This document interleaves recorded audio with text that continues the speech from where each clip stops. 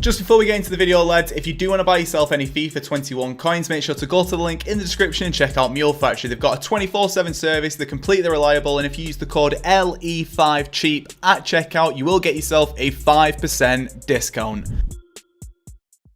Oh, what is going on, lads? LE96, Lewis, how are we all doing? Hopefully doing well. In this video, we are back for another episode of my FIFA Millionaire series. This is a series where we go through and try to make over 1 million coins transfer profit. I appreciate that there's a load of people on YouTube already who have probably already done this. They're much better traders than me. You're more than welcome to go and watch them. But in this episode, I'm going to be showing you one of the best ways to make coins in FIFA 21. It's a method which we sort of did the other day. However, it's a variation of that method. So hopefully you guys do enjoy this video. As you'll be able to see, I've got loads of things sold on the transfer market. And as we do in every single video, I will be going through all of these purchases at some point. I do want to jump into the method first off, but there is annotations at the bottom if you do want to skip through. If you're new around here, make sure to subscribe to this channel, like this video, and comment down below because I'm going to be starting another giveaway. I've not done one for a while. This giveaway is going to be for 2,200 FIFA points. It should help you out a bit with your team, and maybe you want to open some packs because Ultimate Scream is going to be coming out. I think it's either next Friday or the Friday after, so I'm going to do a giveaway until then. All you guys need to do is like this video, comment down below, and subscribe if you're new. I'll reply back to one person on any one of my videos that I've said this in, so make sure to turn notifications on because if you get a reply back from me, you need to be quick at redeeming it. Unfortunately, if you don't redeem it, there's not really too much I can do. Enough of that though, let's talk about this trading method. As you'll be able to see, I've got loads of cards sell on from yesterday's video. I've got the majority of the cards that I picked up for Marquee Matchups. I've also sold on my Rodrigo. I've sold on Van de Beek as well, and I've also sold on loads of different defenders and centre defensive mids. I've even sold on some right wingers, right backs.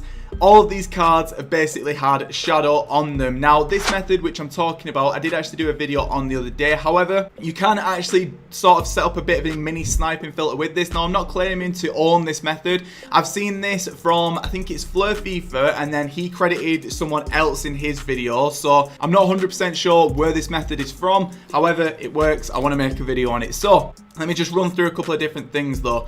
I've accidentally listed up some of my cards for 12 hours, as you can see here. So they're chilling at 12 hours. However, I've actually got myself loads of different cards here, some of which aren't selling on just yet. However, I've got loads of cards with shadow on, and I'm going to show you guys exactly what to do with this method. This is exactly what I've been doing as well, and in my opinion, it can make you a lot of coins. So what you need to do is put the max price to around 1.1k or 1k. Basically, this will make sense in a little sec. Gold rare, defender, shadow, or you can leave this as blank if you want to absolutely risk it. I find though that using defenders usually makes sure that the card does sell on. So put the max price to around 1.1k. Max buy now can be absolutely anything as long as it's around 15 million. Search up on the market. Now what you're doing with this, the reason why we've set it up like this is so we can get to the 59th minute. Now I've heard a lot of people saying that you need to change it so that there's a card after the hour mark and then a card before the hour mark, and it needs to be one card and it will refresh quickly. However, I've been using this method without doing that, and for me it updates pretty quickly. I'm not disputing that that's what you need to do. I just don't really see the point in mentioning it in this video because I don't really feel like it makes too much difference, because I can sit here, refresh the market, and then as soon as I refresh it, there's more cards popped up, and I didn't do anything with changing the price, so one card came up after the hour. I'm just rambling here if you don't know what this method is. But basically with this method, what you're going to be doing is coming to around the 59th minute, you're going to be pressing compare price and then back, which is square or X if you're on Xbox, and then circle or B if you are on Xbox as well. And then what you're doing is looking at the cards that pop up, trying to sort of find any cards who look like they're a decent deal, refresh, and then that's pretty much it. And basically what we're doing here is just waiting until we find any cards who look like they could be deals. Now when I say they look like they could be deals, that could be quite elusive, to be honest, and if you don't know the players' prices, this method is a lot harder. But basically what I would recommend for you lads to do is use this method every single day. Now I know that that's quite a big ask, but as soon as you use this every single day, you'll start to slowly learn what players sell and go for pretty regularly. So for example, Bellerin right here, 2.8k. I know that he goes for more than 2.8k because I've seen him go for more than 2.8k before, and I've seen him get snapped up pretty quickly. Schulz right there at 3.7k. Hopefully that hasn't been picked up. I know that he goes for more than 3.7k. Lodi goes for more than 3k, and Paulista goes for more than 1.9k. But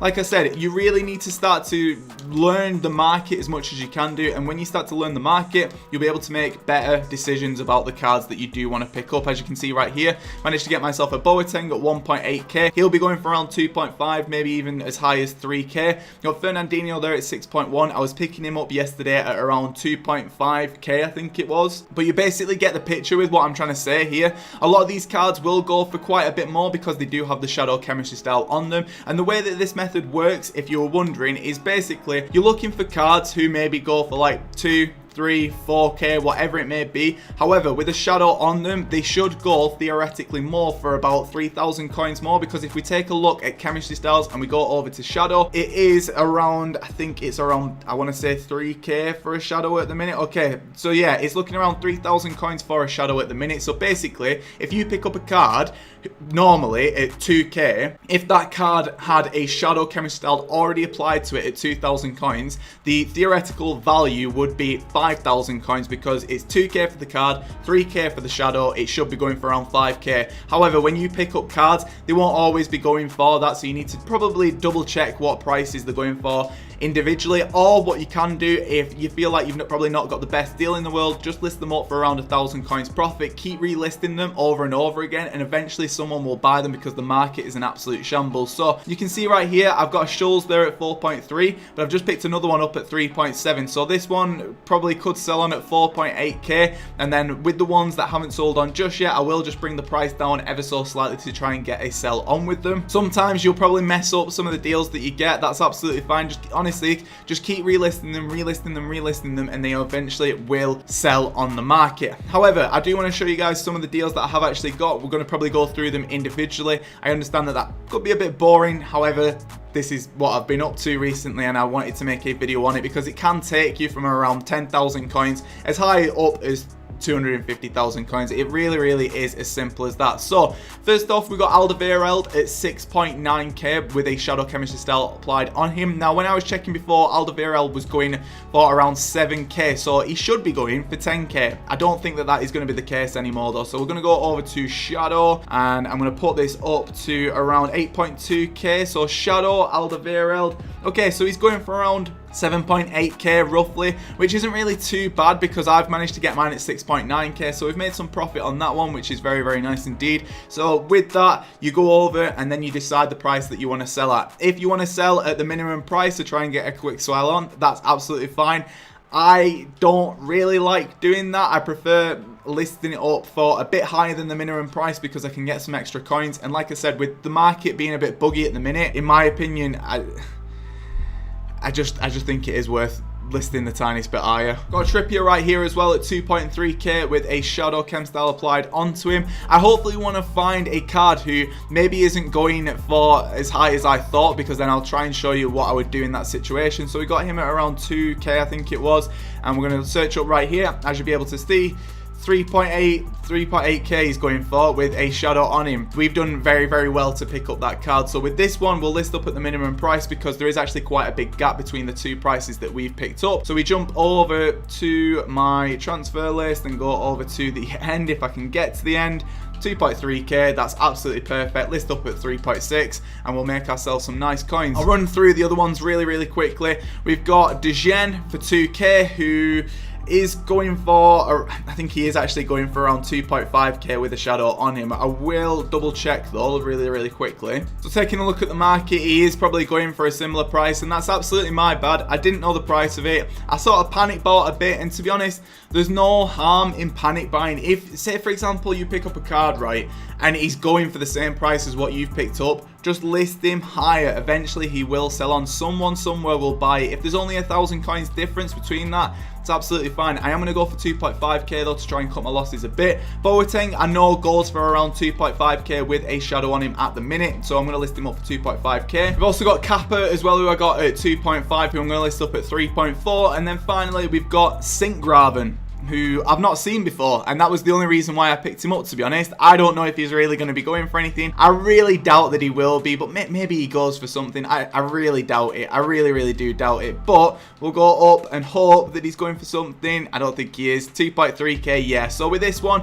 I'm going to list him up probably around 2.9k and hopefully get a sell on at 2.9, but that is the method in its entirety, lads. There are a couple of things coming out tonight, though, that we do need to talk about, but first off, we need to sell this card. So let's just go over here and jump over and just get him listed up at 2.9k. And he should sell on pretty quickly. We've also got Smallins and James, who I'm going to relist as well. So, lads, the next point I want to talk about is going to be marquee matchups and UCL marquee matchups. Now, I'm going to hold my hands up here and admit that I completely didn't know something. Like, you guys know that last year I didn't really do much trading. I did like glitch videos, I did like trick videos, and not the best content in the world. However, this year I do want to get more into trading again, and it's my bad, to be honest. I didn't realize that UCL marquee matchups was on Tuesday and normal marquee matchups was on Thursday. So in my video from the other day, I said that this UCL marquee matchups will be coming Thursday. Completely my bad. However, for investments and stuff like that, if you are investing into anything